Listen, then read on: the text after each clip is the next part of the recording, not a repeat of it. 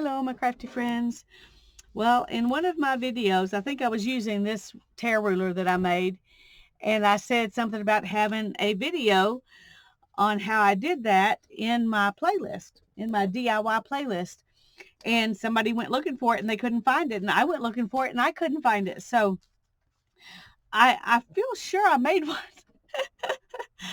but I can't find it anywhere. So either I just thought I did and I didn't, or I showed an example of how to do it on my live stream, but I didn't actually do a tutorial. And so I thought I did it. I don't know.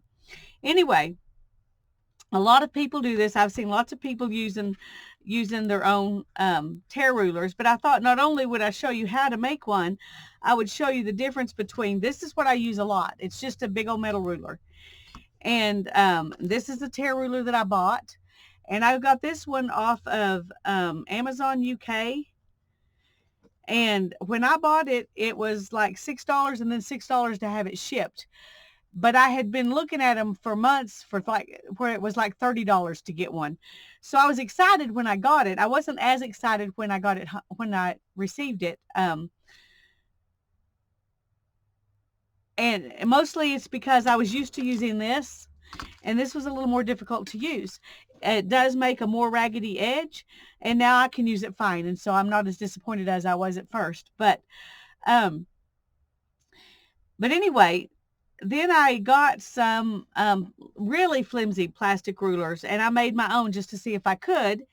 And I, of course, can't find those. I was going to show how they compare to this one. This is a much sturdier piece of plastic, and it was a lot harder to break, but it'd be easier to use because it's sturdier. And this is one I got just to do this demonstration. I got this at Dollar Tree. They sell the same exact thing at Walmart. I don't know if it's Jot brand. I don't know what brand it is, but at Walmart, it's 97 cents plus tax. At Dollar Tree, it's $1 plus tax. So if you have one of those two things near you, you can find one of these. And it has this, I think it's supposed to be a magnifier. Let me see. Yeah, I think that's what it's supposed to be. It's a magnifier, but I think it makes it a little sturdier. And if you push down on this, I think you're going to have a sturdier ruler than just one like this. It just is stiffer, but it's still, I think the plastic will still break easier than this, or at least as easy. So I'm going to try it on this one. But before I actually show you how to make one, I'm going to show you the difference between these. I just discovered, these old rulers, this one was 27 cents at Walmart. I don't know how many years ago, back when they had tags. But I couldn't find my other rulers, and I had this one. And so I just used it, and it did a great job. And I think it's because of the distance between this really skinny little piece of metal versus where this is the thicker piece of metal. And there's a little bit of wood between this and the paper. But I was excited when I realized how good that one does. So if you have one of these at home that has the little piece of wire or metal in it, it works pretty good. I'm going to show you that one first, just because I've got it here. Now what I'm using to tear is a painty paper, and it's cardstock. So it'll be harder to tear than a regular piece of copy paper, but I thought the tears might show up better on the painty paper. So we're going to just start with this one. Oops.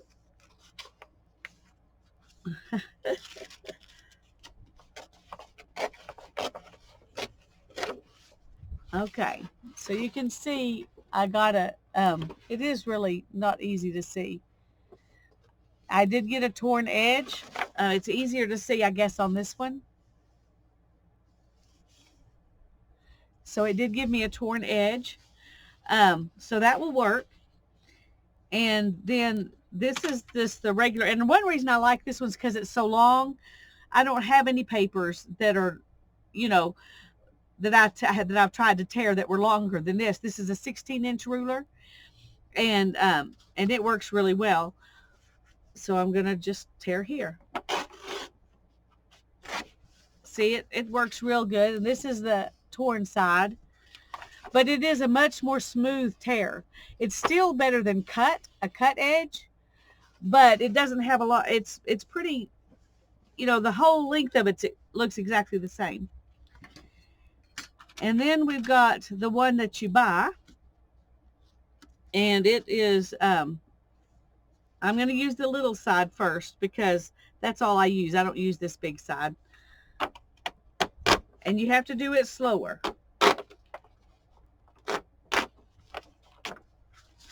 Okay, so you got this torn edge. Let's see if it'll show up. No, it doesn't show up any better there. You've got that torn edge, and this is the part I tore off. Now we'll go ahead and use this side. It makes a really pretty deckled edge. It really does. It's a good ruler. I'm not opposed to it at all. I just don't know that it's actually any better than this. And this is way cheaper. Oops. Okay, let me just go ahead and take that off. It was folded, and so it was weakened there.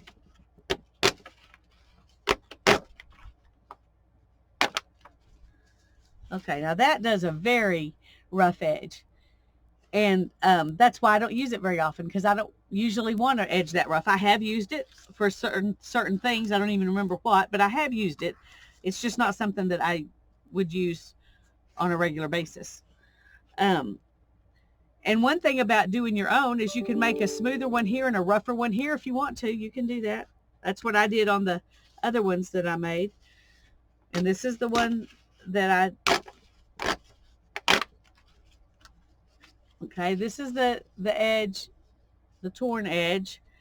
And this is the, see, it makes a pretty torn edge.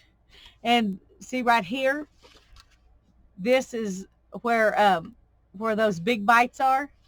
That's where you get this. So in the littler bites, you get a smoother but torn edge. So you have to kind of keep that in mind. Okay. Now then, let me get my pliers, and I will show you how to do this. I should have had those out already. I'll be right back. Okay, this is what I used to make mine. There's still a little bit of green plastic stuck to it from doing that last one. And it's not hard. It's just needle nose pliers. And you just take it and grab a little bit and break it. And it's probably better to do it over a trash can. If I wasn't trying to show you, I'd be doing it over a trash can. And when you want, you just take off, and you can get, if you do grab too much, then you get more of a bigger bite. Let me see if I can zoom in more and if this will be easier to see. And just grab it.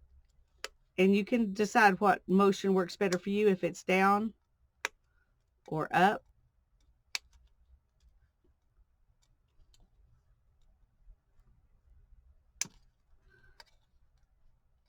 And you just go like that all the way along the edge.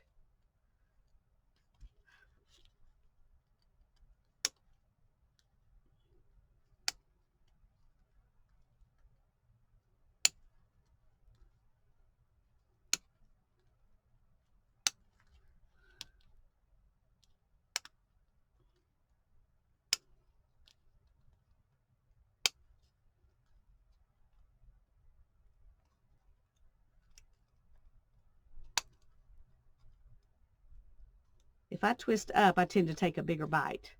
For some reason, breaking it, going up, makes it break bigger. And I don't know why that is. If it's just the motion of me doing it, or if it has something to do with the plastic itself. I don't know.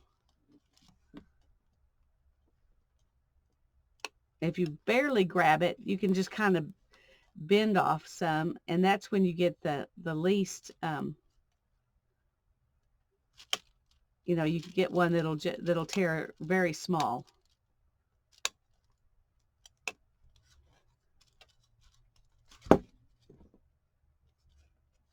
I don't know if you can see. No, that's not helping.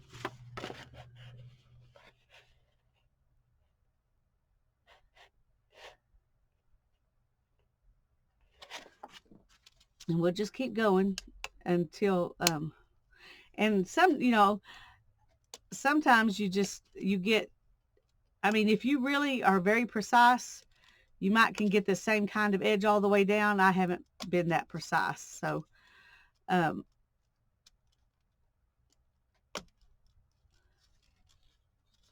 I was going to look now that I say that and see what this one looks like. See, this one's not even the same all the way down. And it looks less organic, less natural if it's exactly the same all the way down. Less torn, I guess. So I wouldn't worry about trying to make it all the same all the way down. You want to make it, similar to whatever amount you like. But that's one nice thing about doing this is you can have, a little one on this side. And you can make big ones on that side. Or if you do this one and you don't like it, then you can try it again for the same dollar. So you may end up only with one of them that you like, but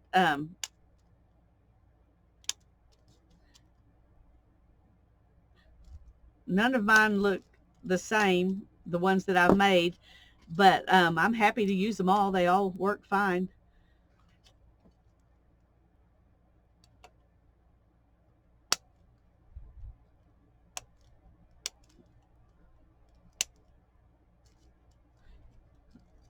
Keep having the plastic stick to these, and so I have to stop and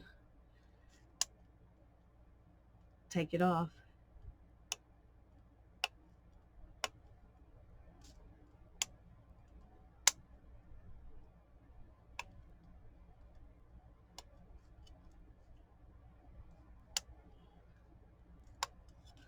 And if you want to, you can even leave some stretches where it's straight. I haven't done that, but you could. You can make them anything you want them to be. I think I'm going to pause there and go on past it because that was about to break really big. I didn't want a really big one. We almost got it, and I'll show you what it looks like. This one does seem to be a little more brittle than this one. It's cracking further up more than this one did, except those three places. That's where I learned, that's where I learned that you don't want to tear, lift it up, because that's what happened each time I lifted up. So, at least for me, you don't want to lift up. And I'm left-handed. Maybe if you're doing it with your right hand, it won't be the same. I don't know.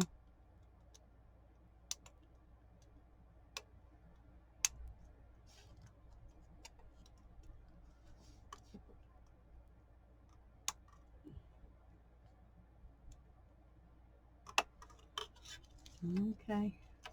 Well, I keep getting out of camera. I'm so sorry. Not that it is all that exciting to watch somebody break a ruler or break little pieces off, but anyway.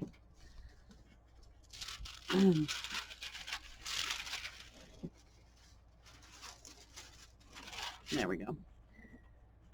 So now we will tear this one and we'll see what you think about it.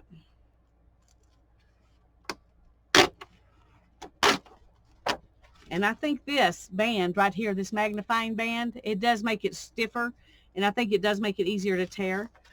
But here's the paper that I tore with that one. That looks really good, doesn't it? And here's the side that was torn off of. So for $1 and a little elbow grease, make your own tear ruler. And if you don't want to do that, just get a ruler and use it. Tear with it. It's okay. You still get a torn edge. Anyway, they're kind of fun to make. It's kind of therapeutic to break it off, but it also makes a fun ruler to use with your papers. So I hope that helps you out. I hope you enjoy it, and God bless you. Bye-bye.